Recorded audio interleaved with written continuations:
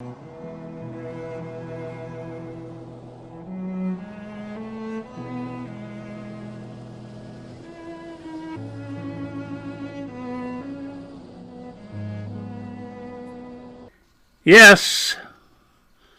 it appears from the record,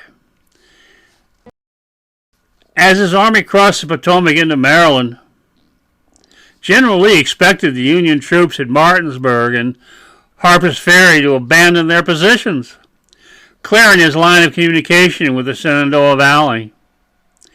When he reached Frederick on September 6th and found this had not happened, he recognized immediately that he could not commit his army to a general battle unless the Union troops in his rear were neutralized.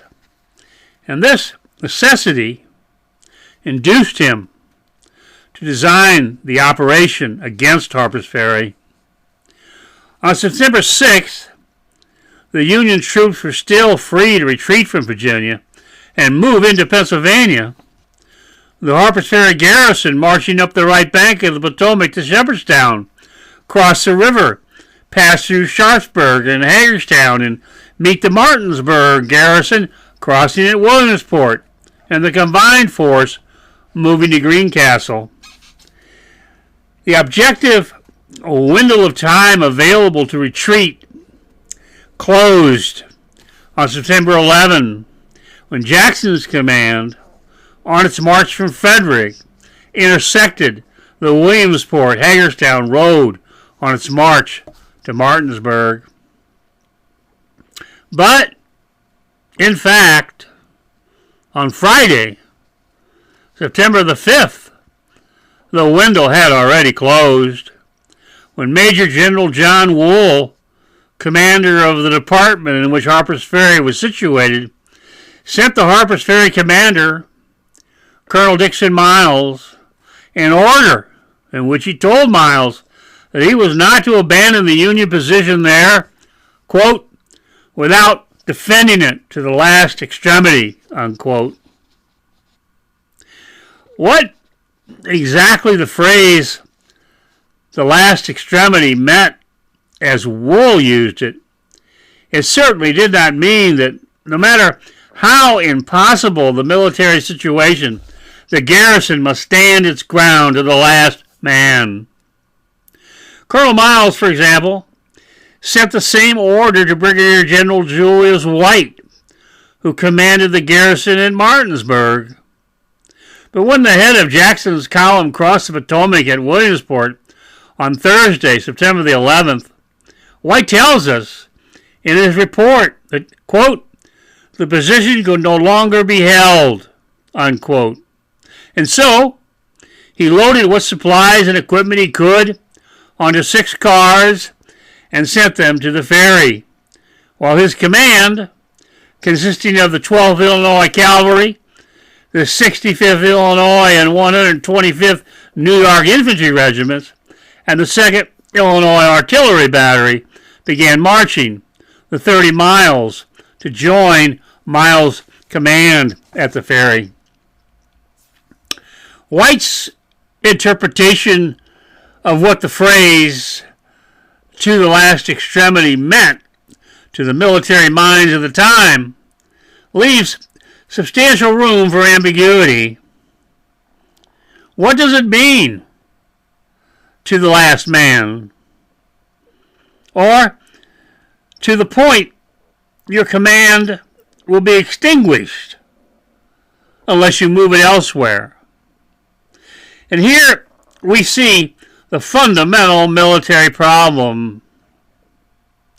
What if we have held on so long we have no way out? Do we then fight on until the last man goes down and silence pervades the battlefield? Or do we surrender? In making this military judgment, whatever the time in the war, the answer depends upon whether not surrendering at the extremity is worth the chance, the extra time gives your side any practical advantage in its maneuvering against the enemy. Think of Cornwallis at Yorktown, Travis at the Alamo, MacAuliffe at Ballstone, Chickoff at Stalingrad, Miles at Harper's Ferry, Lee at Petersburg. And with Lee at Petersburg, the answer probably lies. For Lee abandoned his lines when he decided they could no longer be held and the way was still open for him to attempt escape. And so, Colonel Dixon Miles was left by his superiors with the problem of deciding whether to abandon Harper's Ferry before the way was closed for him to attempt escape, and by September 11, he had to know the way was already closed. As an historical character, framed by the historians and writers, Dixon Miles has come down to us as a drunken, incompetent coward who surrendered the Union garrison at Harper's Ferry without military justification. Indeed, some of them claim Miles was a traitor who cooperated with the enemy, like Arnold at West Point. In fact, Dixon Miles was an ordinary officer of the regular army of the times, who had been under fire on several occasions, had commanded men in the field, and during Jackson's siege of Harper's Ferry, acted intelligently under the circumstances, and in a manner consistent with the order given him by his superiors. Miles graduated from the military academy at West Point in 1824 as a second lieutenant of infantry. In 1846, he was with Taylor's army on the Rio Grande, a member of the 800-man garrison at Fort Texas. The earthen Star Fort was attacked by the Mexican General Arista, who demanded its commander, a Major Brown, surrender, which Brown refused to do. In the subsequent battle, Brown was killed. Miles was cited for meritorious service during the 6-day siege. After the war ended, Miles spent some 15 years on the Great Plains, in New Mexico and Kansas, as commander of the 2nd Infantry Regiment. During this time, he led several expeditions against Indians. In 1857, he led a column up the Gila River in pursuit of a band of Navajo. Another column he led in pursuit of Apaches. Between 1857 and 1861, Miles was posted at Forts Kearny, Laramie, Riley, and Leavenworth. In January 1861, leaving 8 of the regiment's 10 companies occupying the chain of forts in New Mexico and Kansas, Miles came to Washington with 2 companies and joined Patterson's army before the companies were consolidated with Sykes' regular infantry division, and Miles, holding the rank of colonel since 1859, was transferred to McDowell's army, given command of a division consisting of 2 brigades, and he participated in the Battle of Bull Run.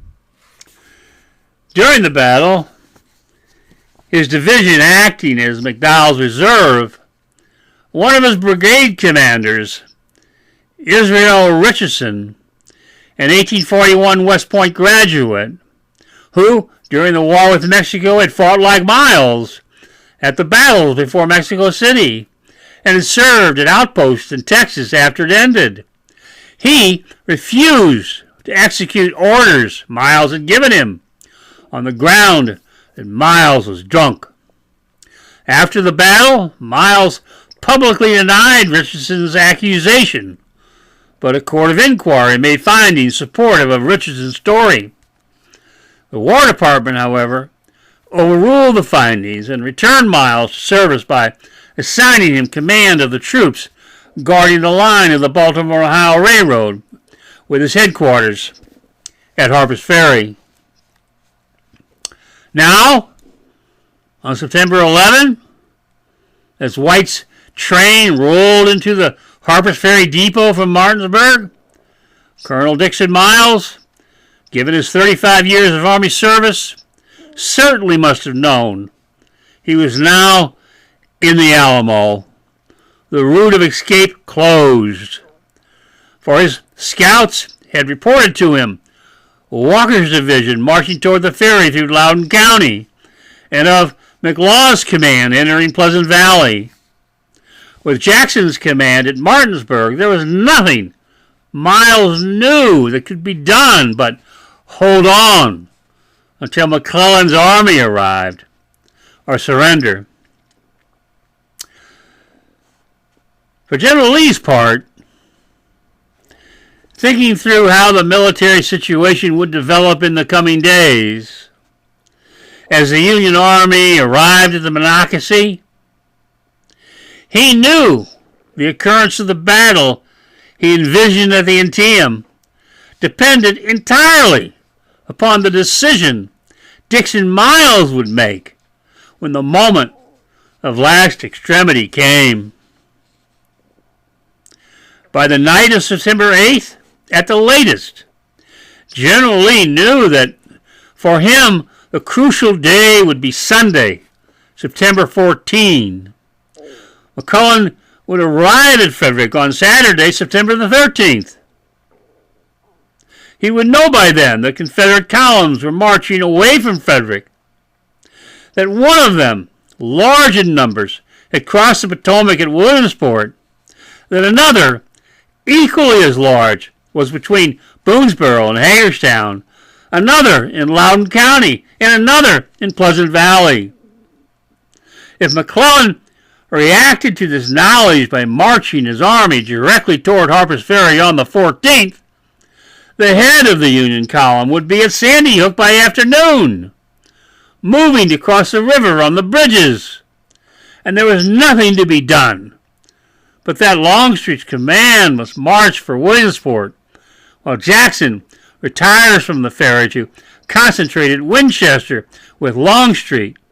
McDowell's command, too, must get across the river by way of Sharpsburg before it finds itself trapped in the crush of the Union advance. How to induce McClellan not to do this?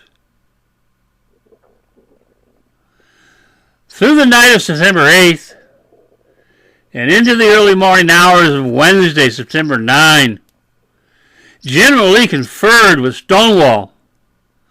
The two soldiers working out the timeline, working out the routes, working out the action, calculating the obstacles Jackson and McLaws would have to overcome, and the window of time available to do it, to force Dixon Miles to either give the ferry up or die in the trenches as the last man. The risk of calamity in the execution of the movement, in the sense of danger to the survival of the Confederate Army, was zero in their minds. Because if, despite reading the lost order, McClellan moved on the 14th with his main body directly on the ferry, the separated columns, with the exception of McLaws, could easily join together at Winchester before McClellan's force could reach them. But if this was the result of the movement, both soldiers knew it was indeed a great calamity, because now there was nothing that could be done but retreat up the valley as McClellan's army came on to Winchester. and where it would end and how, neither could foretell, except a disaster. He never promised that the cross would not get heavy, or the hill would not be hard to climb. He never offered victory without fighting, but he said help would always come in time. Just remember when you're standing in the valley of decision and the adversary says,